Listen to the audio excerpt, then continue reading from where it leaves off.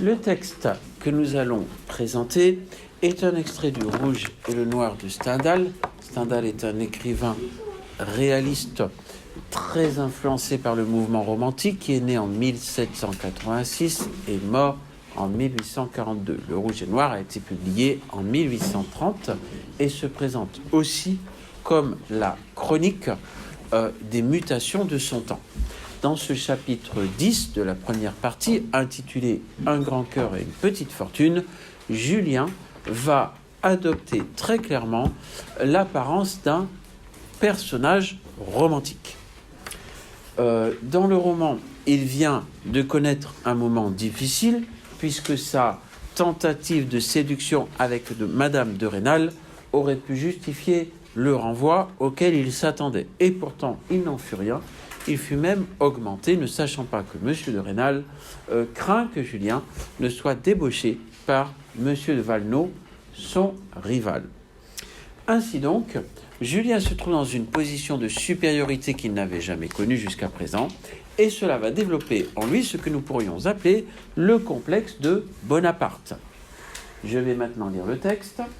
Cette méditation sur ce qui avait pu faire peur à l'homme heureux et puissant contre lequel une heure auparavant il était bouillant de colère, acheva de rasséréner l'âme de Julien. Il fut presque sensible un moment à la beauté ravissante des bois au milieu desquels il marchait. D'énormes quartiers de roches nues étaient tombés jadis au milieu de la forêt du côté de la montagne. De grands êtres s'élevaient presque aussi haut que ces rochers dont l'ombre donnait une fraîcheur délicieuse à 3 pas des endroits où la chaleur des rayons du soleil eût rendu impossible de s'arrêter. Julien prenait haleine un instant à l'ombre de ces grandes roches, puis se remettait à monter. Dans ce texte, donc, on a 2 grands mouvements. Le premier qui concerne l'ascension de Julien et le deuxième qui concerne ses pensées ambitieuses, agitées à la fois par la haine et par la perspective d'un avenir brillant. Cette méditation sur ce qui avait pu faire peur à l'homme heureux et puissant contre lequel une heure auparavant était bouillant de colère acheva de rasséréner l'âme du Julien. Dès le départ, on note le contraste entre 2 champs lexicaux. Le premier, un champ lexical de la sérénité, méditation, rasséréner, et de l'autre, un champ lexical de l'agitation et de la violence, bouillant de colère, faire peur. On le retrouvera pendant tout le texte. Il fut presque sensible un moment à la beauté ravissante des bois au milieu desquels il marchait. On va noter dans le texte tous les poncifs, tous les stéréotypes, tous les topoi de la civilisation romantique. Et ces poncifs se retrouvent dans des expressions stéréotypées du type beauté ravissante et fraîcheur délicieuse. On retrouve le paysage romantique tel que peint par le peintre allemand Caspar David Friedrich, où le héros romantique est seul au milieu d'une nature sauvage, inviolée et luxuriante. Ici, très typiquement, la forêt. Cette nature, évidemment, va comprendre un aspect littéral, mais également un aspect symbolique important. Les quartiers de roche sont quelque part des quartiers de noblesse. Les grands êtres, ce sont également les grands êtres sans H et vont donc exprimer la puissance des grandes familles. Et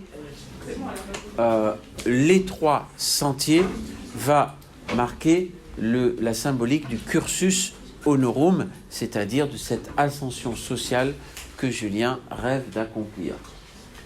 La chaleur va également dominer le texte, que ce soit d'un point de vue symbolique, bouillant de colère, la position qu'il brûlait d'atteindre au moral, et d'un point de vue strictement littéral, la chaleur des rayons du soleil.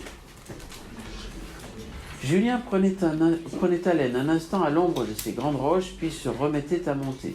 Bientôt, par un étroit sentier à peine marqué qui sert seulement aux gardiens de chèvres, il se trouva debout sur un roc immense et bien sûr d'être séparé de tous les hommes. On remarque le contraste entre le gardien de chèvres et l'ambition bonapartiste de Julien, on remarque également cette posture si romantique du personnage debout sur un rocher. Bien sûr, d'être séparé de tous les hommes, c'est la solitude de l'homme arrivé au sommet, et ce bien sûr, c'est à la fois un adverbe d'intensité bien et un attribut sûr, c'est également une locution adverbiale. Bien sûr, il y a une fatalité dans ce destin de Julien. Cette position physique le fit sourire, à lui peignait la position qu'il brûlait d'atteindre au moral. Peigner, brûler, deux métaphores qui vont montrer cette ambition de Julien. Ce brûler est à relier avec bouillant de colère qu'on a trouvé à la première phrase du texte. L'air pur de ces montagnes élevées communiqua la sérénité et même la joie à son âme. Pure, sérénité, joie, âme, voilà un vocabulaire religieux qui n'est pas sans faire écho au passage du séminaire qui suivra peu de temps après, mais qui marche aussi en antithèse avec ce qu'est Julien. Julien ne sera ni pur ni serein pendant le roman. Le maire de Verrières était bien toujours à ses yeux le représentant de tous les riches et de tous les insolents de la terre. Deux périphrases qui désignent M. de Rênal, le maire de Verrières qui indique sa position sociale, le représentant de tous les riches et de tous les insolents de la terre qui désigne sa position économique. Insolent, voilà un adjectif intéressant, puisque, outre le fait qu'il est associé à une forte hyperbole, tous les insolents de la terre marquent cette solitude qui est celle des gens puissants, et l'insolent ici, ce sera d'abord Julien.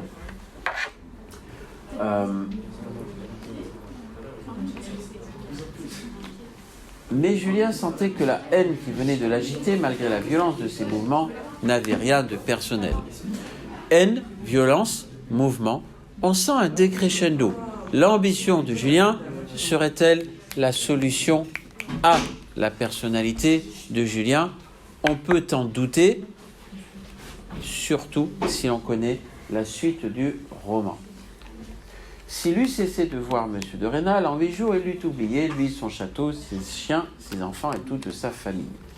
S'il eût cessé de voir, la phrase s'ouvre sur une proposition subordonnée de condition, avec l'utilisation d'un conditionnel passé de deuxième forme, qui marque une probabilité très faible, un irréel du passé, donc, et une énumération, lui, son château, ses chiens, ses enfants et toute sa famille, cette énumération qui nous frappe par l'ordre étrange avec laquelle elle est faite. Château et chiens viennent avant famille et enfants, ce qui peut passer pour un signe de froideur très grande de Julien. Je l'ai forcé, je ne sais comment, à faire le plus grand sacrifice. Nous voilà devant un discours de style direct, sans guillemets, qui va introduire un champ lexical militaire. Forcé, sacrifice, danger, deux victoires. Ce champ lexical militaire ne peut que faire songer à une référence à Napoléon, bien entendu, et montre cette violence ontologique de Julien. Voilà deux victoires en un jour, la seconde est sans mérite, il faudrait en deviner le comment, mais à demain les pénibles recherches. Voici Julien en personnage calculateur, stratège. Or, on sait que c'est surtout comme ça qu'était connu Bonaparte. Ce que l'on retiendra de ce passage, c'est que Julien est peut-être un personnage romantique dans ses postures, dans son attitude, mais sûrement pas dans son tréfonds, puisqu'il est avant tout un personnage bouffi d'orgueil et d'ambition.